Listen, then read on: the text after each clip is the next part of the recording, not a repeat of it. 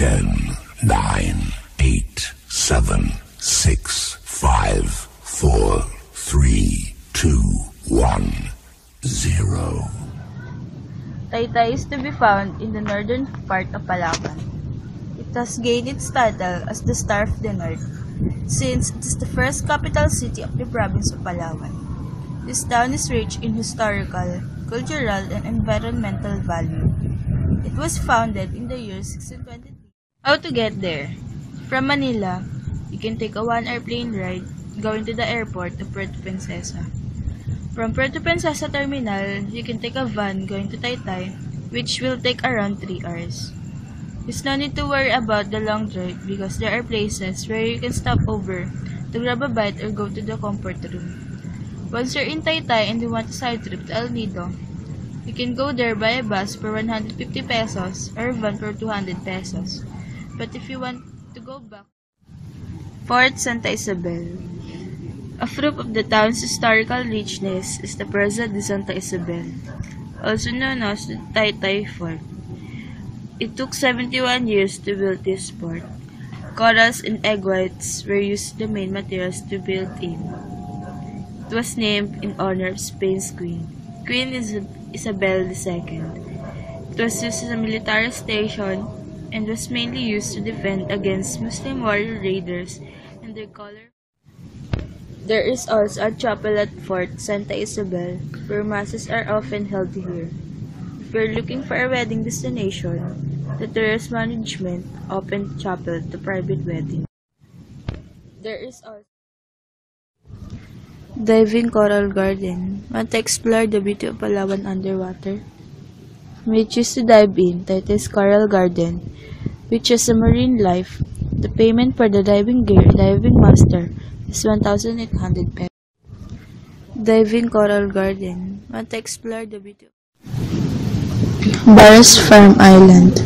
This is an agri-eco island where other islands get their food supplies like vegetables and meat. This is also where local from neighboring islands get their supply. People may choose to cultivate their own vegetables here instead of buying from the market. Barras Farm Island. This is an agri-eco island where other islands get their food supplies like vegetables and meat. This is also where local from neighboring islands get their supply. Elephant Island. Elephant Island is known for its cave pool where tourists can swim. The cave is not easy to find though and it's dark inside, so make sure that you have a tour guide or a local with you. Elephant Island. Elephant Island is known for its cave pool where tourists can swim. The cave is not easy to find though and it's Lingpangguao is the largest lake in Palawan. It has an area of 6.7 square kilometers and its shoreline is 30 kilometers long. The land around lake is thickly forested and some of its islands have stand of what appears to be virgin forest. There were no dwellings or fish pen to be seen. This is a rarity in the Philippines. The squatters who moved into the area only recently have been located elsewhere. This was done to protect the lakes and Isla Blanca in Kimbaludan Marine Reserve, a small uninhabited island north of Taytay town. It has a small white sand beach and some large shade trees for a picnic lunch. One day I was there.